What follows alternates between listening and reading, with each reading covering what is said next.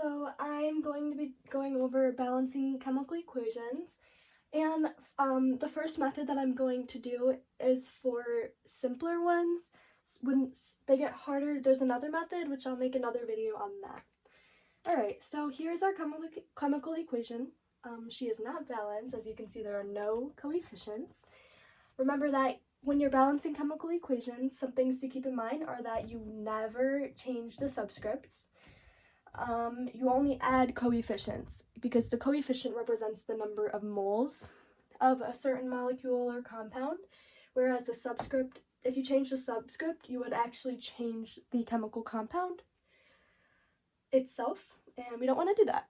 Alright, so step one when you're doing simpler ones is you can just write out all of the elements.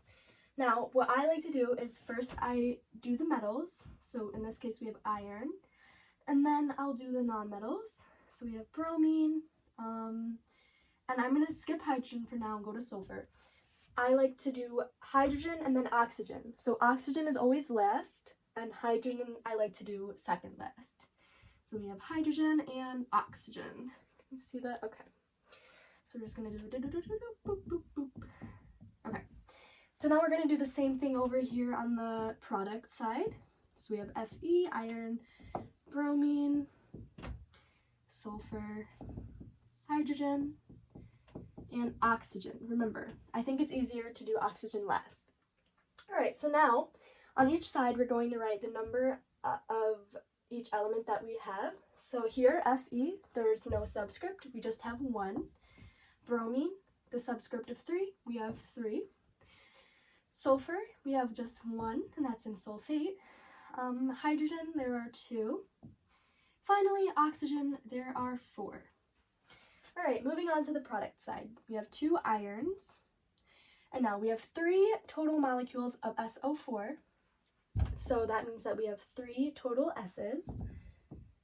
And then for oxygen, we have 4 oxygens and 1 SO4, but since we have 3, we have to multiply 4 times 3 to get 12.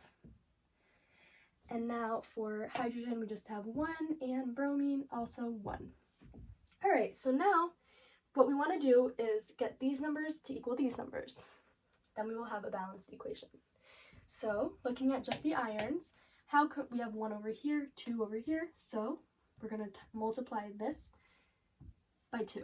Now, we have 2 irons on the left, 2 irons on the right, but we also have to change the bromine. So we have 3 bromines, but we have 2 moles, so 3 times 2 is 6 bromine.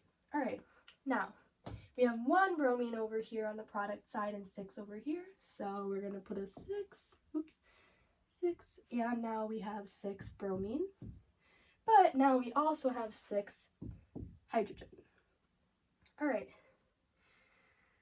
Moving on to sulfur, we have 1 over here on the reactant side, and we need 3, so put a 3 right there, 3 sulfurs, perfect. But now we have 6 hydrogens, and 4 times 3 is 12 oxygens.